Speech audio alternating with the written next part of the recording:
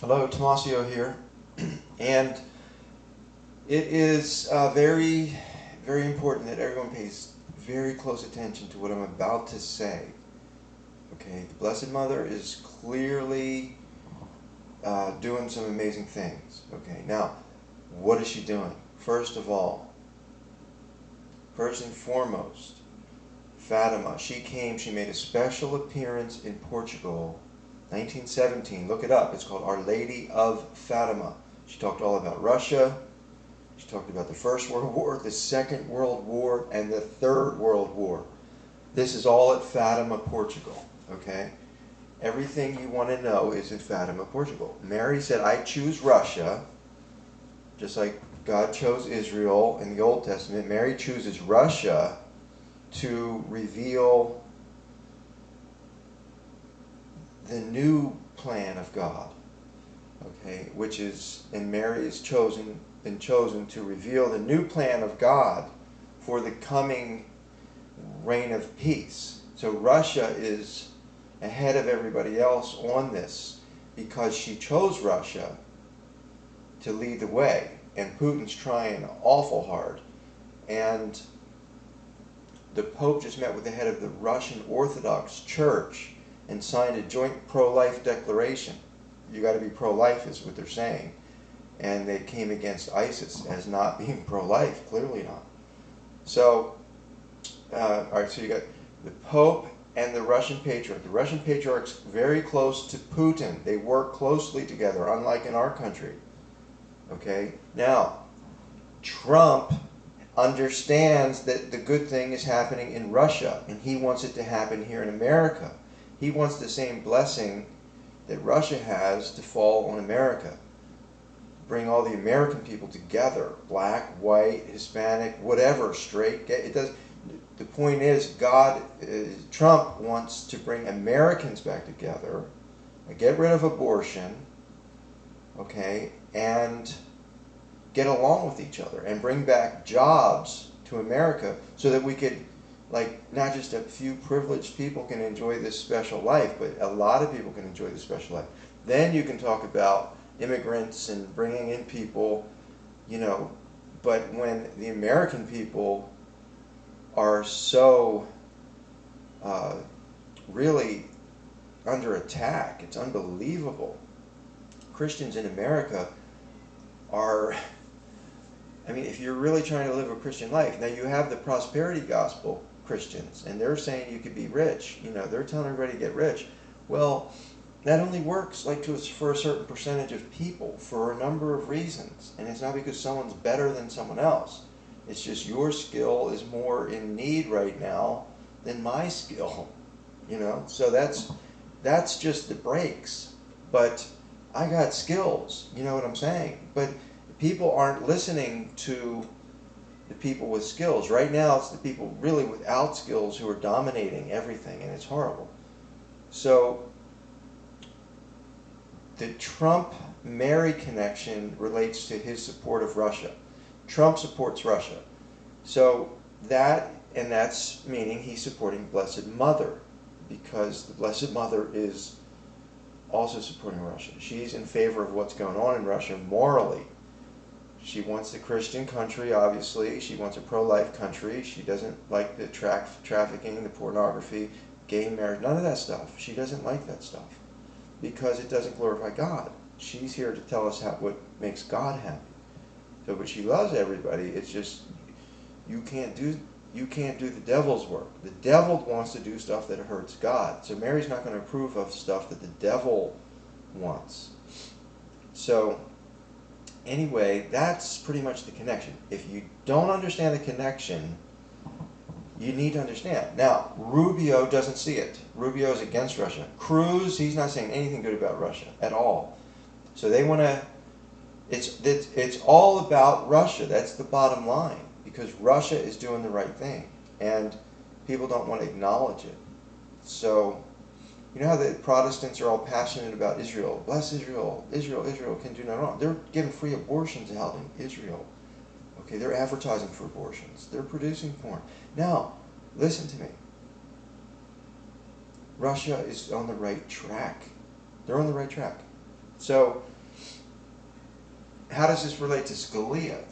Scalia was Catholic. His son attended Franciscan University of Steubenville. Franciscan University of Steubenville is the university that just approved that pedophile to the priesthood who went to Mexico to buy a baby 2 weeks before the Pope shows up in Mexico. This Catholic seminarian's buying a baby to bring back to rape. And he was from Franciscan University of Steubenville, which is the school that Scalia's son went to, who is also a priest. Okay?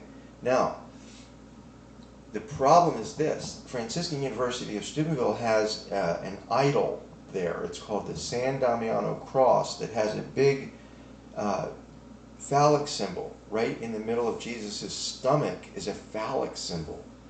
And so that is a pagan idol, really. And they have it at Steubenville all over the campus. And they have the students like raising their hand up to this idol. So what's happening is these kids are getting possessed at Steubenville. It's sad. And they're becoming really deviant, sexually deviant people. And this Joel Wright is a perfect example. This guy was going to Mexico. I mean, oh, thank God that the informant in Mexico turned him over to the authorities, and they caught this guy before he would rape an innocent Mexican baby. So sad. And right before the Pope gets there. So then Scalia ends up dead, which means that there's something wrong. There's something wrong. You don't end up dead away from your family and die. You don't do that unless there's something wrong. Okay?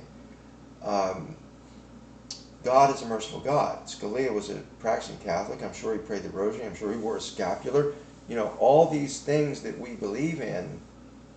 And he ends up dying away from his family. Didn't even get to say goodbye to his family. Okay, 1 minute there, next minute gone. And here he stood against gay marriage. Here he stood against abortion.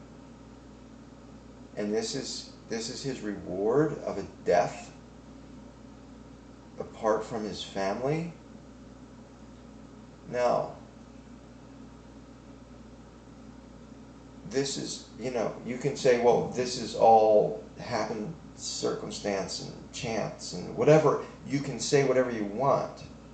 The bottom line is, if a man is living a life for God and he's trusting in God and in Mary, and his death becomes like a natural death, like a beautiful natural death, smiling in his bed, right? Didn't even get to say goodbye to his family, the people that he loves. So don't tell me this is a beautiful death. This is not. This is clearly not. This is either the curse,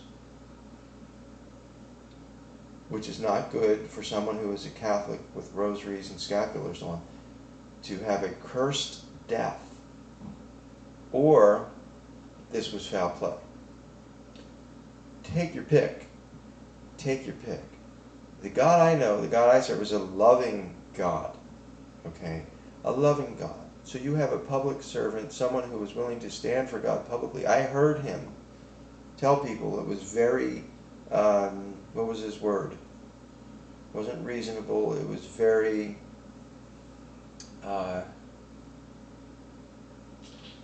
sophisticated to believe in Jesus Christ. He said it. The guy was, very, very brilliant man. There's no question about it. So why then is his family just going along with this? Why are they not, for the sake of all the other Catholics in the world who are concerned, saying, hey, no, let's check this out? I would do that if that was my wife, and there looked like there might have been, in people's mind, there could have been foul play, and she was so important.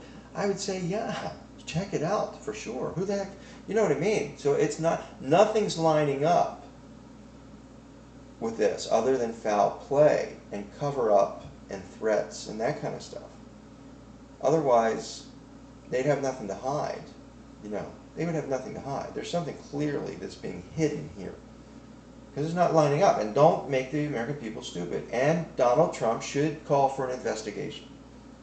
Donald Trump should call for an investigation into Scalia's death. Okay, we need you, Mr. Trump, to do that. Thank you. Tomasio here. See you in Virginia Beach.